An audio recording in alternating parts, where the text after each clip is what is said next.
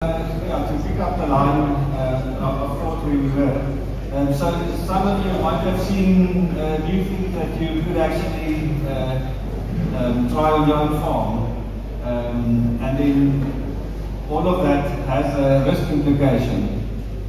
So I want to manage the discussion this morning sort of in two parts, with the first part sort of getting a better understanding from the farmers on the panel. You know, how did they go about this? You know, was it a gradual process, or did you maybe start too quickly? You know, what is the lessons that you've learned? And I'm convinced that over the long term, this is the way to build a more resilient business. And I actually like the Afrikaans definition of resilience much better. So veerkragtigheid, die vermoë om terug te spring, the ability to bounce back. I really like that. So then after the farmers, we're going to have a bit more of a general discussion with respect to practices, risk, how to manage that, and also the partners that you have within that process. So, Isak, ek gaan met jou begin, as jy net so 'n paar sinne kan sê oor jou storie, waar jy begin het, jy weet, en aanvanklik, jy weet, hoe jy dit bestuur het, die fakte wat jy dalk gemaak het, en wat se raad jy eintlik iemand sou gee. Dit is redelik sterk risikofokus. Ja, dankie Jan. Ek dink meeste van ons produseer kommoditeite en ons grootste risiko is dat ons kommoditeitsprys oor tyd afkom, terwyl ons insetkoste, soos ons weet, drasties klim. En die beste waar daai twee mekaar gaan kry, is ons moeilikheid. Nou die eerste logiese manier wat ons almal dink om dit te bestuur is maar om te skaal. Ons skaal dit op sy eie voordele. Maar die ironie van die hele ding is, ons sit eintlik met 'n reuse hulpbron in die vorm van moeder natuur wat ons elke dag mee werk. En is asof ons haar net so die hele tyd terugstoot en sê, moenie help nie. En ek dink die maklikste logiese manier vir ons as boere om ons risiko te bestuur is om moeder natuur al hoe meer in ons boerdery in te bring en nader aan die natuur te beweeg en al hoe minder insetkoste in die einde van die dag te bring. Ons strategie in ons boerdery sê ons vir ons meer groen, non-green. Ons wil meer fotosinteer, ons wil meer koolstof in die grond hê. En ons is baie opgewonde net week of twee voor ons gekom het, voor die reën gekom het, ons lekker werkgewasse ingestrooi in die medies met ons drugs, en ons is baie opgewonde oor dit wat van opkomst doen. Dit is ons breed plan om dit te bestuur. En dit is eintlik die beginsel wat ons so strand ook oor gepraat het, om nie daai boei in die lug te hou nie, om te los dat hy dryf saam met natuur. En ek sê altyd, hoe is nie daarby om te pas met die forceer by die Precies, ja, nee, ons sal, voor ons die boei oor die water gaan hou, so ons eerder aan hom dryf, dat hy in die water dryf en ons in hom aan. Ja, water van die natuur. Ja. Dankie. Rowan, you know, when you started farming, I haven't seen those things yet, those hamsters, so what do you call them? And you're spoiling my talk. We'll have a look at them after lunch. Okay. But maybe in terms of your story, with a risk perspective, you know. Yeah, I think, you know, the big thing is just getting in. Obviously, it's a cattle layout in the beginning, and one's got to make sure you understand this whole thing fully before you go jumping head over heels. I'll just say to anybody starting this thing, just start slowly. Don't go too balls to the walls. I mean, we had some incredible things happen within the first 6 months of changing. I took a 6-hectare drop and we literally cut it up into 85, 9-hectare squares. And before we had finished the first rotation of that farm, the things we were seeing happening behind us were dramatic. It was like turning the whole thing on its head. And yeah, as I say, you'll see later in my talk, one of the things was we had a gerbil infestation and an outbreak, which is Jan's actually referring to. And so a little Enki emerged, a little pioneer plant behind my cattle that just with a change with that bunching animals on what was like a cement floor with compacted ground. And one had to, it created this Enki just emerged, and there's a little geophyte, and these gerbils started targeting this geophyte. We literally, there was so much Enki, and it created so much food for these gerbils, that it literally, we had a population explosion of gerbils in the first 6 months. And I had huge sand pits literally developing all over my farm. Thank goodness it was over Ranki and nobody could see it from the tailpipe because I didn't want any of my neighbors. And when one actually, I study nature conservation at Salzburg in George. So I come from a Tibetan background. And I've always loved ecology, and obviously, you know, as the young chap from Natal said earlier, we sat on YouTube, we learned there, but anyway, to get back to this thing, it was just, we had to wait 6 months. So those gerbils, it looked bad, and initially you think, whoa, this is terrible, you want to go and get the phostoxin out and kill these things.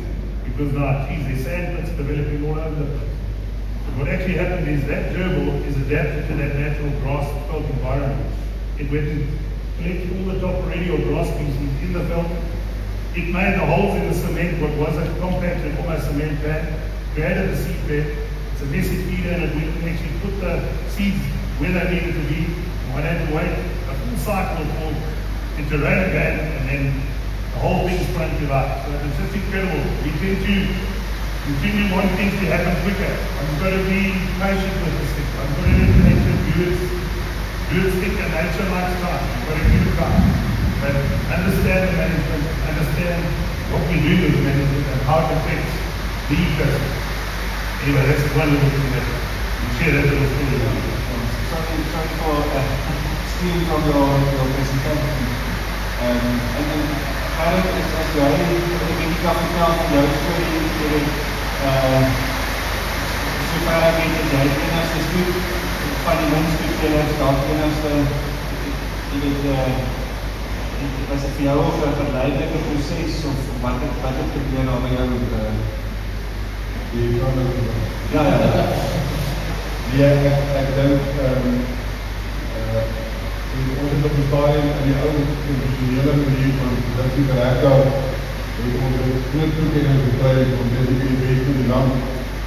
En ek moes ook iets gemaak, sien ek my vriende my geld op die bank sit en so kom ek weer op die week. So ek het maar begin om te kyk, kan ek die bank weet, die bank weet kans 8%, dat is wat daaroor gepraat. En as jy werk en minder as wat die bank jou kan gee, dan mors jy eindelijk die tyd. So my idee was maar eindelijk, moet ek eerlijk sê, ek het nie gegaan oor wat ons aan die grond doen en al die wonderlijke mooi doen. Ek het al gegeven dat ek op die bank kan gee. En met tyd het ons achtergekom dat die geheim van boerderij nee eindelijk onder die grond wat ons nie kan sien. En nou dat ons meer beeste aanhou, en ons het ons wat dubbel die belading, produceer ons meer hektare, maar die grootste ding wat ons doen is, ons herleef die grond. Ons herleef en ons kom nader aan die nieuwe vader en het gedoen het, en nou in die spiegel begin ons die sneeuwbaan moet sien van die regte ding. En ek moet weer die ding sê, ek denk dat ek nie wat gesê, dat ek bang ek herhaal het kom goed, maar dit is die enigste praktijk wat ek op my leven gesien het, waar jy die rechte ding doen, en dit bespreek.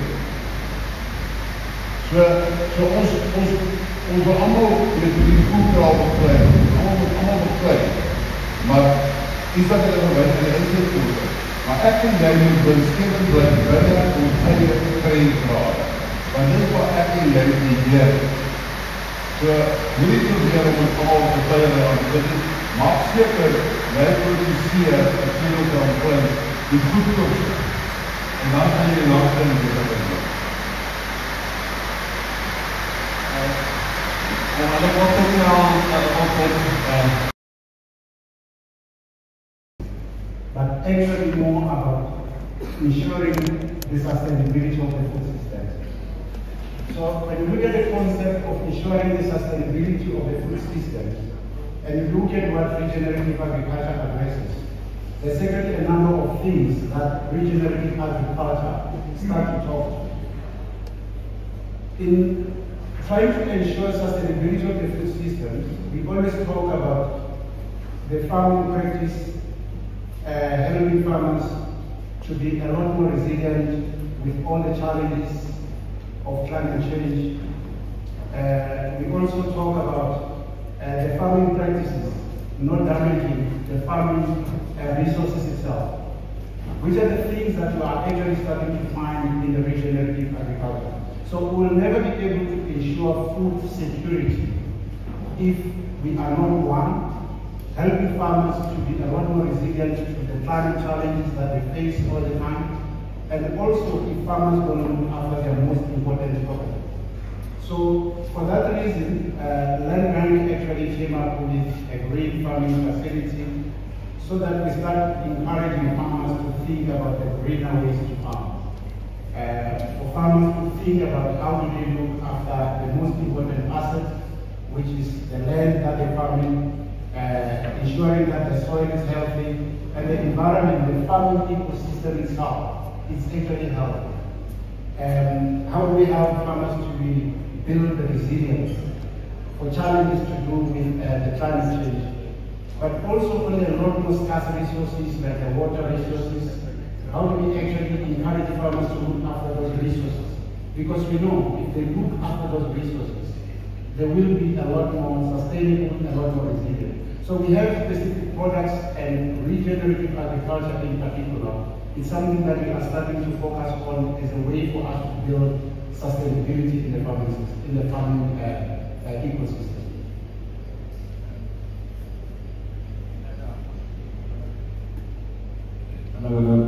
Yeah, no, I agree completely. The interesting thing is that with respect to credit, you can't talk about credit if you don't talk about insurance. And Chris was saying this morning about how the number of very large claims has actually increased substantially. And looking at the US, for example, most of their farm support is in the form of insurance. So Pascal, maybe to build on what Themba said, I have to admit that I'm unfamiliar with the land bank insurance products, what you do, and then also, how do you also view this interaction between credit, insurance, and regenerative farming? Thank you. I think first of all, to start by saying the words that the professor used earlier are profound. The biggest risk is when you don't recognize and manage the risk. So clearly, regenerative agriculture recognizes that there is risk, and the farmer takes upon himself some form of risk retention. So managing risk, for me, has got two components. One is I retain the risk because I understand it and I'll manage it. The other one is I can't retain all of it. So therefore, I need a counterparty to take some of the risk, and for which there will be a charge. And that's where insurance comes in. See it as the last line of defense. That the risk that the farmer cannot absorb is outsourced to a third party. Even at invest in regenerative agriculture is not going to provide litigation for number one, the life of the farmer. So let's just start with that, because that is at its most basic, is the life of the farmer, and perhaps the life of the farm workers. And an extension of that will be a key man insurance policy on the partner. Regenerative agriculture won't give you that mitigation. Yes.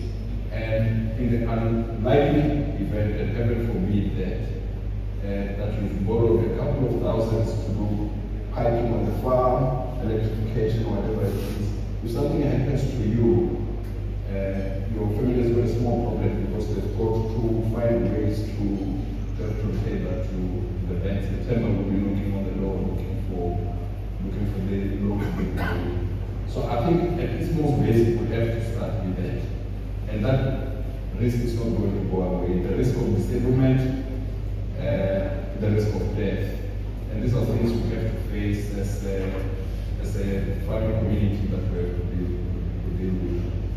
So speaking about the risk transfer, where insurance comes in, and it works best when a farmer works with a broker to say, this is what I propose, and these are the options out in the market. Buy a little bit of insurance because you are in the health belt, and buy a little bit of production risk to guarantee your yield, because that will come in handy in a bad year. But we've had the rain threatening to disrupt this function, notwithstanding its internal. And this is exactly what's playing out there in our farms, isn't it? It's heavy rains today, it's frost tomorrow, it's drought in another part of the country. So climate change is here to stay, and to the extent that as farmers think about themselves as risk managers, is to say, I can only absorb that which my capacity allows me to do, the rest of which I need to be talking to my broker to look at what the market can offer. Thank you. If you allow me a follow-up question, so you guys compete directly with the Santams of the world, or why would the farmer actually come talk to you? If you have a different model, or I'm talking as a complete novice. So, thank you. So we see ourselves as partners to support an inclusive agricultural sector, not so much as competitors. Our market is very small, so there's two big players in the market. I won't name their name because we've already done that. But it's pretty much the two of us in the market. So you can imagine for the risk that that opportunity presents, I think we have to be looking at ways in which we collaborate, and we do that. So first, let me start by saying that we are state-owned, so therefore we don't tax pay. We're not for profit. Obviously, we have to manage the business such that we're able to sustain the business tomorrow and the day after tomorrow. So we price ourselves such that we're able to enable the growth of the sector without worrying about the commercial mandate. Ours is a social mandate, and to the extent that we can protect the sector, whether it's competitive pricing, whether it's advanced products, and that's what we do. So every year we go out to market, we do research, and we do customer focus groups. We do surveys to understand where the gaps are, and we sit back and we review and enhance to ensure that the products that we put out in the market, while not generating buckets of profits for us, because that's what we set up for, is that they help support the mandate, which is to drive up the inclusive agricultural sector. James, as ek vir jou 'n vraag kan vra rondom risiko, wat dink jy verstaan mense dalk nie altyd, wat se wanpersepsies is al rondom risiko en risikobestuur wat jy net so graag wou herstel? Ek vermoed dit is elke persoon gaan 'n ander antwoord daarop kan gee, want elke persoon sal sy eie kan ek sê verwysingsraamwerk hê rondom wat op sy plaas is. Maar ek dink een van die groot risiko's is die effek van tyd. Ons het gesien gister en vandag gehoor dat die tydperk, dit vat tyd om oor te skakel van konvensionele landbou na bewaringslandbou. As daar degradasie was van 50 jaar op 'n plaas, waar die plaas totaal aan omgeploeg is, jy gaan hom nie in 2 jaar omkeer nie. Jy tyd nodig. En dit is daar waar daar 'n groot risiko lê, is hoe bestuur jy daai oorgangstyd. And now I'm going to switch to English, and that's why I'm so glad. It's fantastic to have the land bank with us, because there's a massive disconnect between farmers and the financial institutions to understand that gap. Because if you farm conventionally, you run on a production loan, and it is season upon season upon season upon season. And there is, you take out an insurance situation for this crop. But within a conservation agriculture, you have to have a 20-year vision for the farm. You have to have a 50-year vision for the farm. It's not a crop by crop by crop situation. So your whole mentality, your whole approach towards risk is different. It's not the risk of this crop failing. It's the risk of my farm failing in 10 years from now or not. And so to manage this temporal gap, this gap of adapting from conventional to conservation, you need the financial partners to be on board, to assist in that transition. And I think for now, and this is perhaps too bold a statement, but I'm going to make it, there is a massive disconnect there. And because many of the financial institutions are still within a crop-based risk management system, whereas the farmers are in a systems-based management system. To have a crop-based to a systems-based is a worlds apart, totally different paradigms. And so the financial sector must be able to walk this path with, this journey with the farmers to assist in this transition period. So if you ask me where is the biggest risk? In that transition period. And we need the financial partners to understand that gap, to walk with the farmers across this gap. I agree completely, and I think that was, in my understanding, the objective of the land bank when it was established, giving people 30, even longer term loans to enable them to make these investments. And I think most people in the room would agree that farmers tend to think across generations. And that whole process of succession is probably the most difficult thing that you would deal with in your farming lifetime. Maybe to get some of the farmers sorry, Tim, go ahead.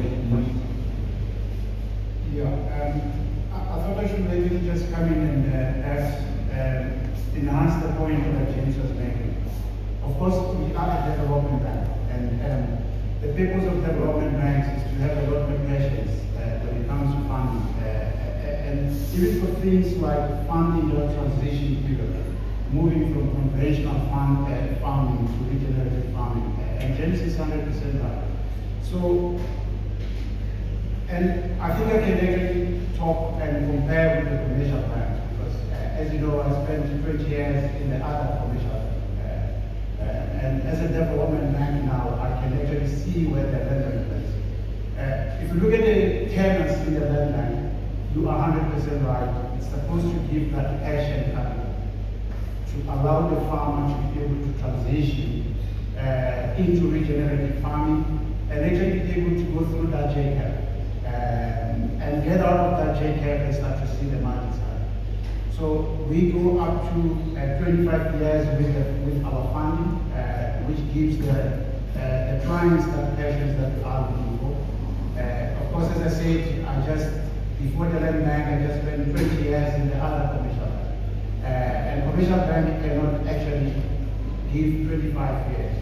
But also there are a lot more passions that we can actually bring into financing things like regenerative farming, which, as you said, we are building the sustainable food system. And there are a lot more other passion funding that we actually do. I can tell you when it comes to giving things like the pricing and a lot more competitive, we're starting to think about a blended funding for farmers in totality. Of course, there are some other products that we have today which in their own, they are blended, like the agro-energy fund, which I always say to farmers that if you are using electricity today, you are using energy today, and you are not tapping into the agro-energy, you are actually stealing margins out of your business. Because farming on its own doesn't have margin. Why don't you tap into that grant? It's available for all this. So I just wanted to enhance that point that actually that need for patience and the cost and the ability to actually understand agriculture and be able to actually speak to the farmer and say, you're coming from a very tough year. How do we help you to deal with the tough year and actually allow your business to recover? Just to respond to that, on behalf of my wife's family, they also farm, and they just in the process of getting a grant for the solar. So thank you so much, and that is really helping in making a change within the business. So yeah. I'm just curious about the farmers, and then maybe you can respond to how do you think about managing risk in your business? Daar's 'n storie van hierdie oom wat baie goed geboer het in die Karoo, en toe hy nou he was very successful farming in the Karoo, and he ended up building up quite a large farm, and he said no, but what happened is he said no, he had too few sheep, and he went too early, and his farm was too big, and so forth. But how do you guys think about risk and managing it? I don't know who wants to respond.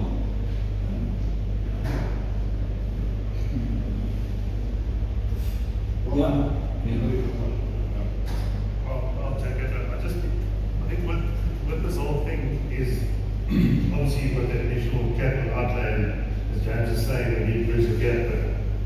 But what we're finding is that you're building in reserve, building your own bank, your own farm, essentially. Might not be a money bank, building a micro bank. You're building that soil. And the more resilient you can make that soil, the more resilient you're going to be.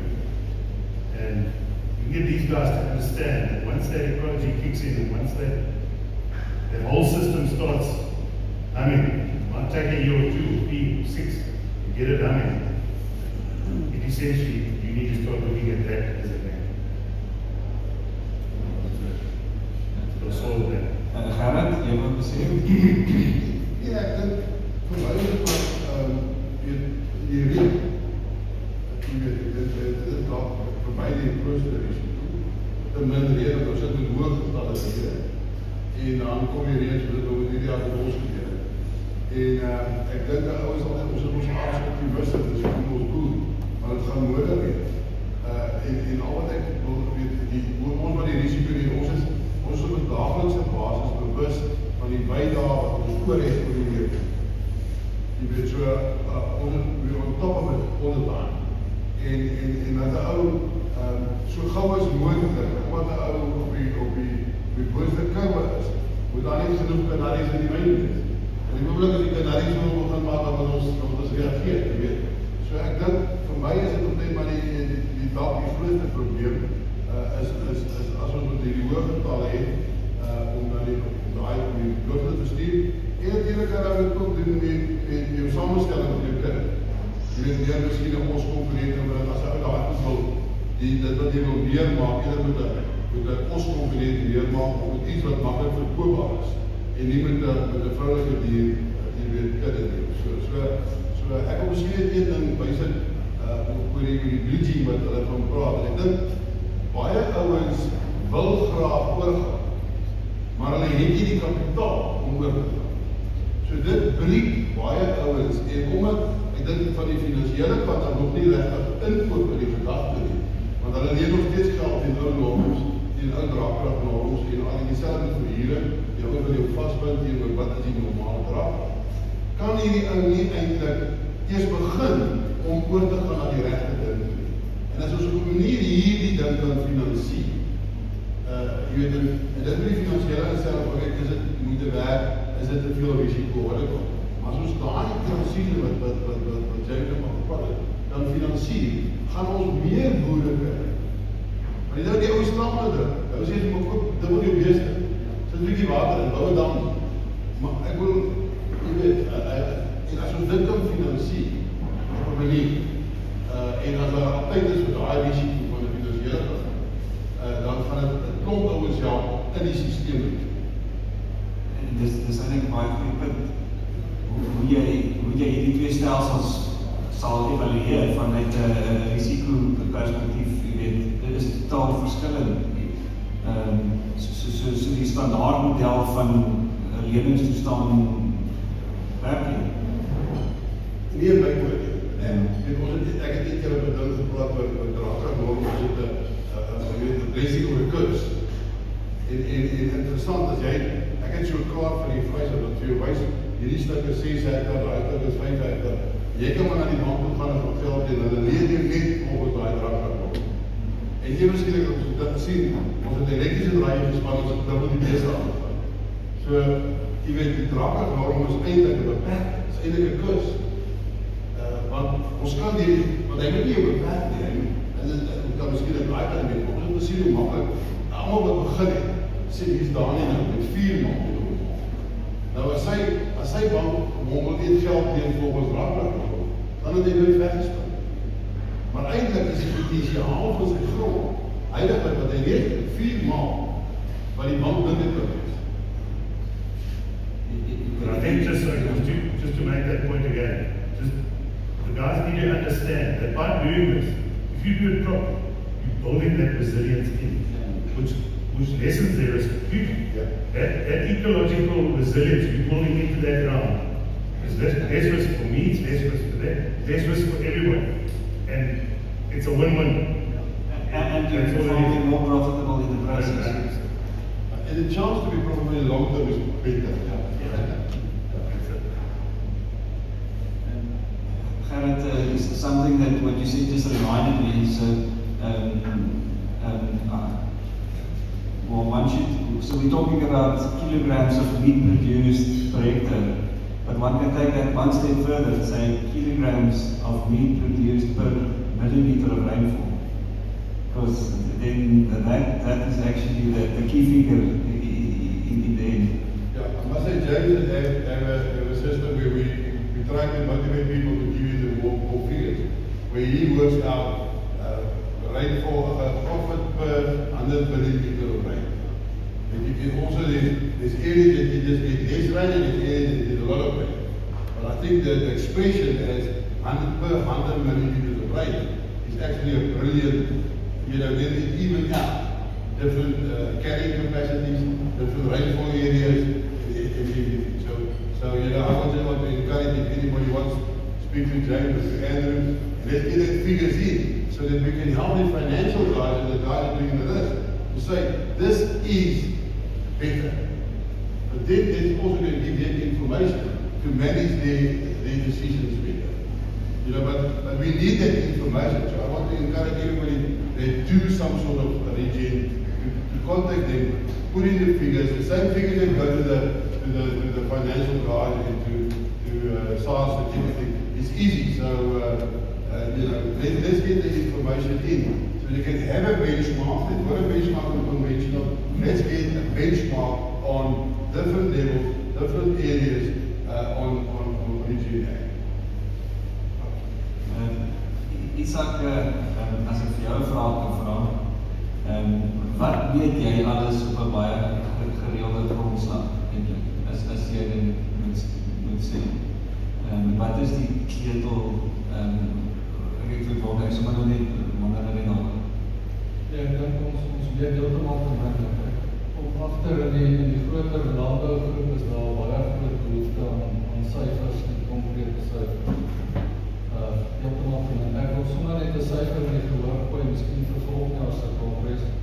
Miskien kan Andrew hulle daar invul as ons praat van kilogram vleis per hektaar wat ons produseer, min of meer in die gebied, 60-70 kilogram.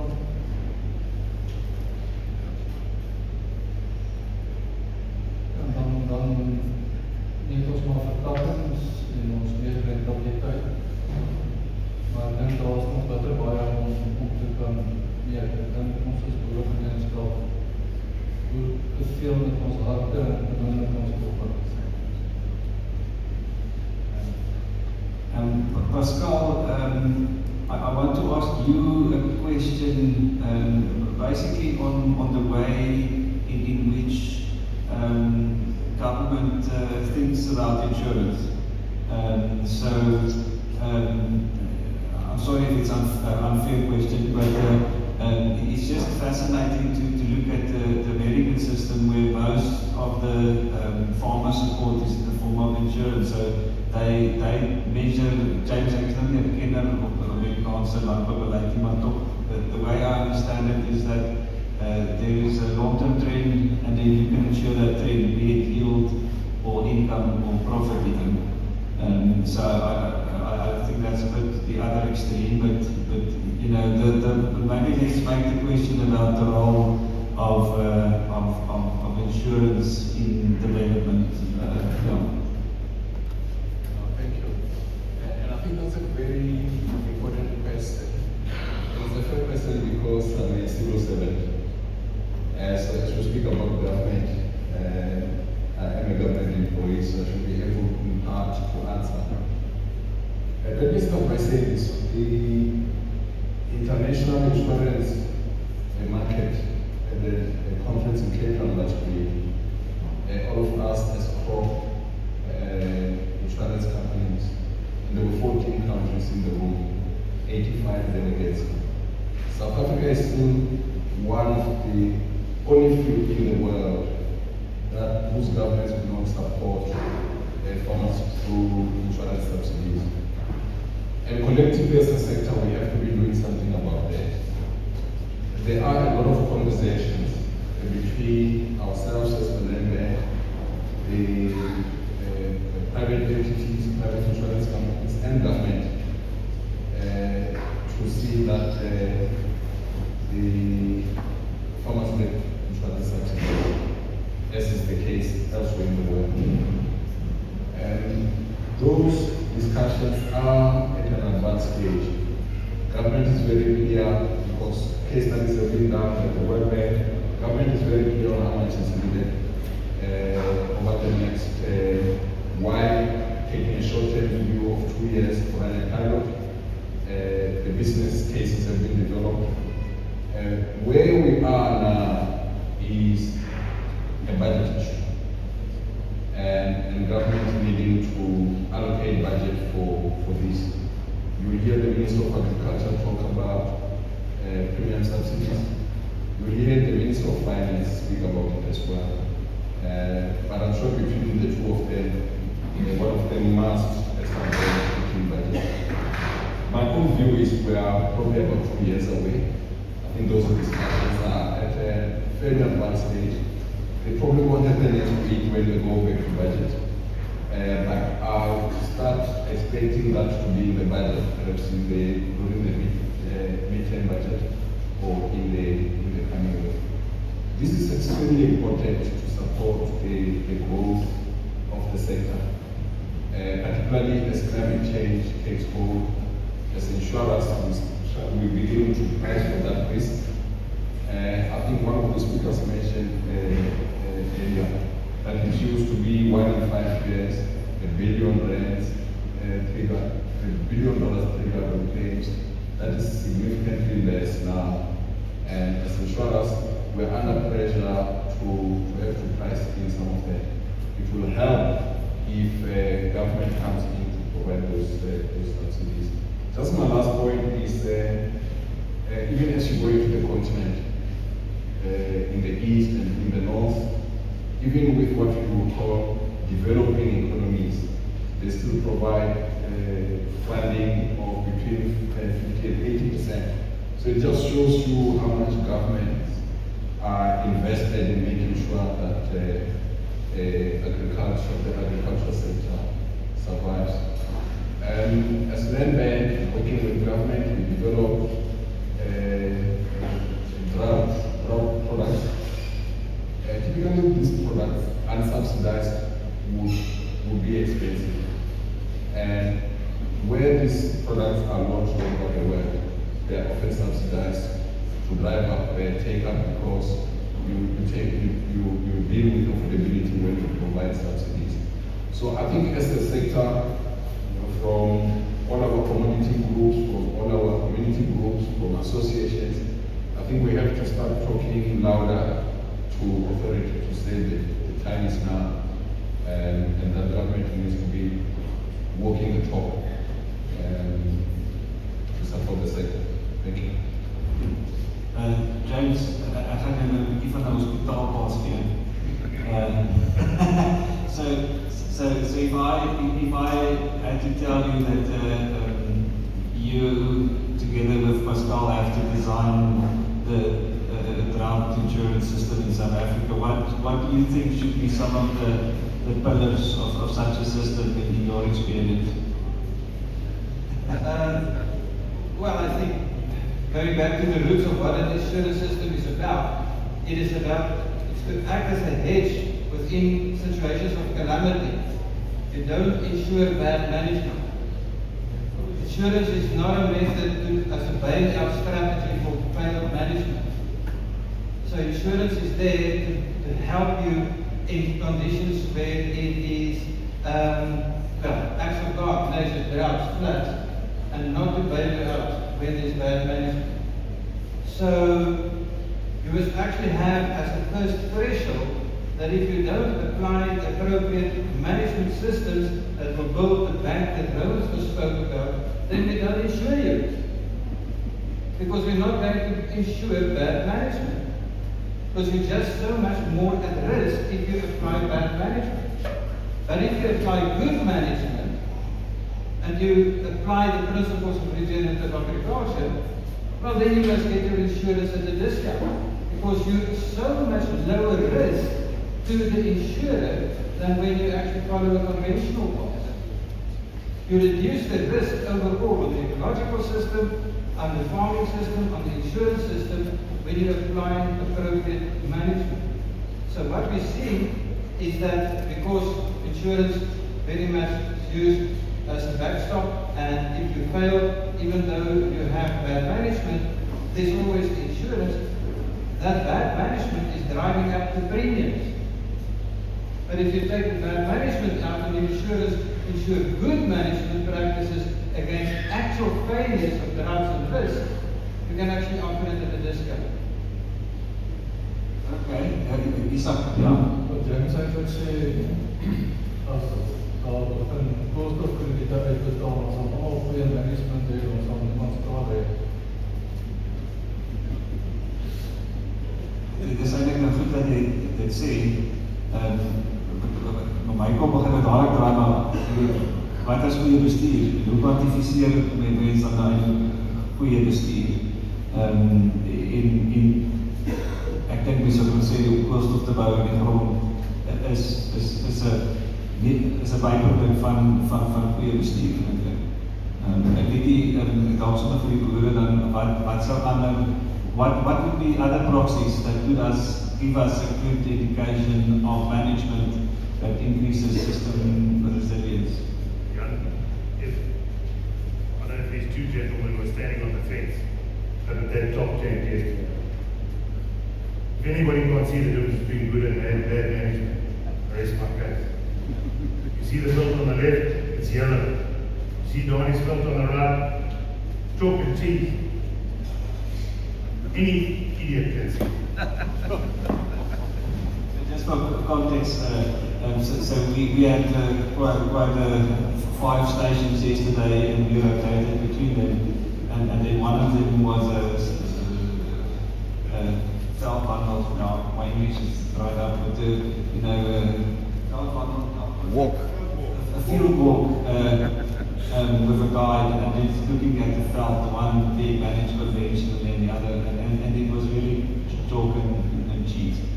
And I wonder if you might be able to quantify that.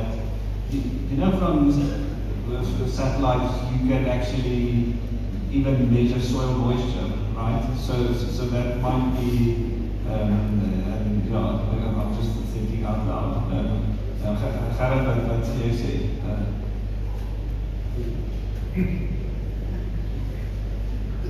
Het gaan maar oor die eindresultaat. Ek dink wat Rowan nou sê is waar. Ek dink as ons nou hier vir almal vra wat in Ryds bly, is daar nie 'n goeie bestuurder of 'n bad bestuurder. En nou na 10 jaar, kan ons sê, hy is verseker op goeie bestuur. Jy weet, en dit is maar eindelijk opgelukkig in die begin, en nou hierdie ding is ook nie sommer net so, jy weet, dit vat 'n tydjie. So ek dink, en ek dink as 'n ou op 'n plaas inry, dan sien hulle sommer op hierdie ou ontpop wat dit is op dit. Jy weet, jy moet nie te gaan soek vir 'n goeie bestuurder. Jy sien dit sommer, jy kry sommer eintlik die gevoel as jy weer op plaas is. Nou hierso is dood of reël. Jy weet, so ek weet nie regtig hoe om te sê nie, maar as jy ook met die ou praat, met die persoon praat, en dan wil jy ook agterkom en hierdie ou weet wat hy sê. En hy verstaan die risiko, en hy het al planne gemaak, en. Weet, so ek dink, die probleem is die acties spreek meer as woorde. Die resultate wat jy sien, draai jy ou meer beeste, jy kyk vreeslik aan van kyk, hierdie ou het dubbel die beeste, hierdie ou het die helfte van die beeste, hierdie ou se veiding is op en hierdie ou het deurgestaan. Met meer beeste. So dit is eintlik 'n baie maklike ding. Dit stem saam met jy hoef nie daar te gaan staan en sê, wil jy nou precies goeie bestuurder nie. Want onthou, die ou aan die ander kant, dink ook is 'n goeie bestuurder. Yeah, no, that is a challenge, but unfortunately, you have to formulate some form of a rule that you then help to apply within reason with respect to finance and insurance, and I think that's going to be a challenge with respect to implementing this, because perhaps, if I may, Jan, so there are the 6 principles of regenerative agriculture, and it's been discussed. So the question is, do you apply 1, 2, 3, 4, 5, or 6? One of these 6 principles is the farmer applying on the field. The farmer that is starting out from scratch, the carbon levels are going to be different from somebody who's done it for 10 years. But he's applying for 6 principles. Support that farmer with insurance. Because he's applying for 6 principles. So it's a principle-driven system. And the moment that we can start to embrace the fact that regenerative agriculture is a principle-based system and not a recipe-based system, you embrace the principles and you support the principles with insurance, we're on the highway to success.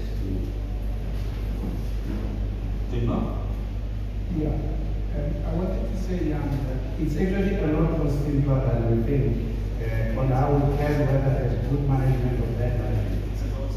For us, yes. So we already have a system in the mainland, it's called the GIS system. It actually uses the satellite data to record. So all that we do, whenever we look at an application, we first look at the suitability of your farm. You just put in your farm property, your coordinates, it will tell us the suitability of your farm unit. The moisture level, the capability of the land, the rain that you get actually, but also how good the land is. So we are able to tell already, in fact we have advised a lot of farmers that wanted to buy land. Just by putting the land property, we can see how good the land itself is. So I have been in Danis land, I've seen actually the property next to it. I didn't go yesterday, but I went last year. If you put the 2 properties using our GIS system, you will tell that the 2 are not managed the same. And upfront, we're able to tell that this is a good land, and we base our investment decisions on it. So using satellite data all the time, it collects the data of the farm.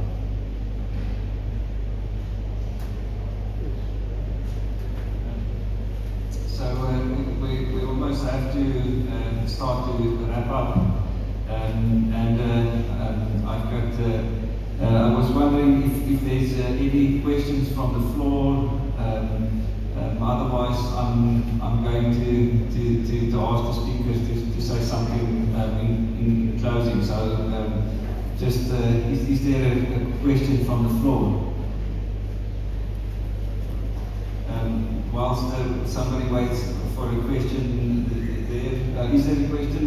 Yeah.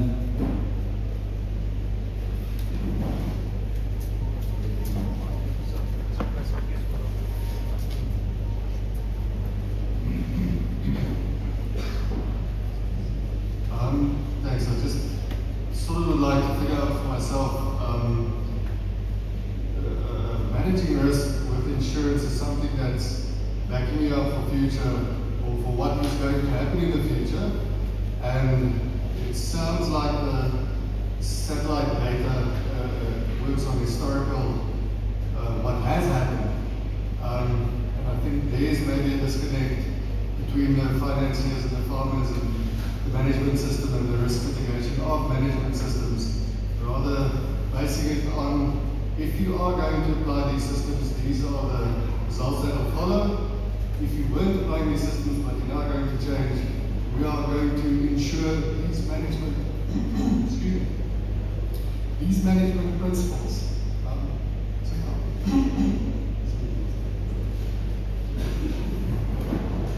Yeah, there's maybe somebody want to respond. Yes, go ahead. Yeah, I think it's 100% right. In fact, we use what we call the agricultural norms. Of course, to try and predict what you are likely going to get in a particular commodity in a particular area. I think coming to regenerative agriculture itself, I said earlier that it's something new for banks, and banks are very traditional, use the traditional approach, use norms. You don't find norms for regenerative agriculture. In fact, as we speak now, we are busy with the University of Pretoria reviewing our agricultural norms. How I wish we could actually sit with some of the regen experts, the likes of Rowan, Danny, James, and actually come up with the agricultural norms for regenerative agriculture. And how will that JCAP look like? And actually come up with assessment norms that will be used for regenerative agriculture and have some sort of predictability on what we expect for somebody that actually will be using. I would like to sit with Robert and actually build norms and actually say it takes for so long. And when we give the financing for that, we can actually come with scouted structure that says, we're going to give you patience or grace period for this X because we expect things to actually work like it. It was actually the same even with precision farming, climate smart agriculture when we started. Banks did not have norms for that. We had norms for traditional farming. So I think I get this point fully, we need to build norms for region. And it's one of the points that I put out. We need to sit down and go and Danny, what should those norms look like? We're busy now with the University of Victoria. They will never get into region. Thanks. I agree completely. So I think our time's up, and then I want to thank our panel.